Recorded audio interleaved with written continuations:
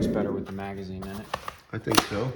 So I essentially got this as a poor man's MRGG-S, so mid-range gas gun that the military just awarded Geissele the contract. It's a 20-inch 6.5 Creedmoor. Granted, it's got more of a proprietary gas system, but this is essentially a poor man's mid-range gas gun. So the military contracted Hornady to shoot 147 grain tap ammo, which they don't sell to the civilian market.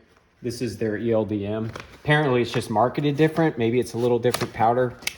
I don't know. But I have a Sig optic on here because I got a good price on it.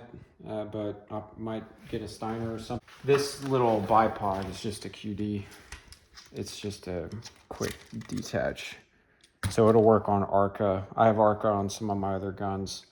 And then picatinny as well. But yeah, this is a 20-inch 6.5. This one is fully ambidextrous. You do have the bolt catch and release here, so you can handle this all with your fire control hand, which is helpful. That's noisy. But yeah, I mean, this one I need to get some more time behind. I haven't shot this nearly as much as I have. What kind of optic you running on that bad boy? It's a Tango 6.5 to 30 by 56. So it is their flagship, but it's outdated. I mean, I think they originally designed it in 2015 or released it. Well, thankfully, old stuff is just as good as new stuff half the time. Well, what's nice about it is it doesn't have the best glass I've ever seen, but it has a digital level, which is actually very nice. You don't have to have an external bubble level. You can set the sensitivity to a 0.5 degree to a degree. So there's some different options there. So it is fun to mess with. We got to weigh this guy. How much does this thing weigh? This thing maybe, but it can be a bit deceiving. I am running a KGM suppressor. It's a R30T. I know they have the R65 now, but I wanted to be able to run it on 7.62. So can's fairly new. It's also QD, so it has a brake, sort of QD-ish. It has a brake underneath, timed properly. Timed properly. But yeah, it's much lighter than the Inconel. This is a titanium can, so I don't know if you want to hold this, but it's much lighter than the than the other one. Feels like an empty can.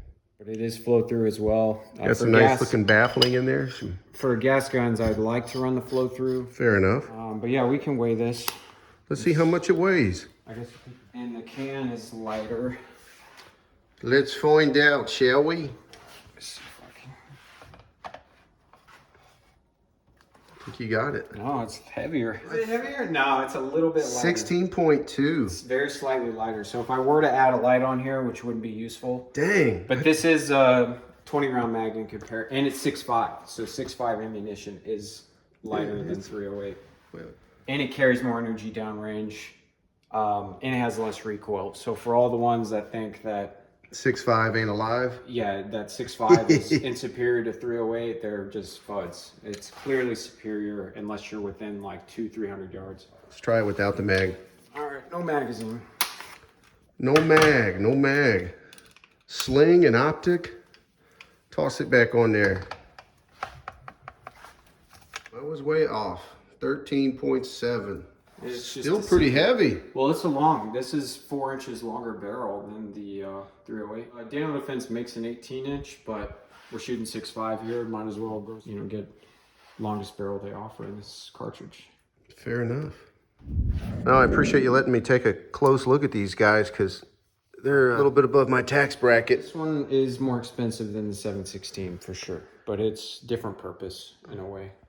So the Daniel Defense, what does Daniel Defense let these go for base-wise? I believe retail is $2,700. Don't quote me on that. I didn't pay that. I actually traded it for an MCX. But, you and your trades, man, you got problems. You got some. Man, this is America. Amen. Not completely within the law. Like my 7-year-old said, freedom isn't free, but it's worth fighting for. Yeah, that's right. Well, cool.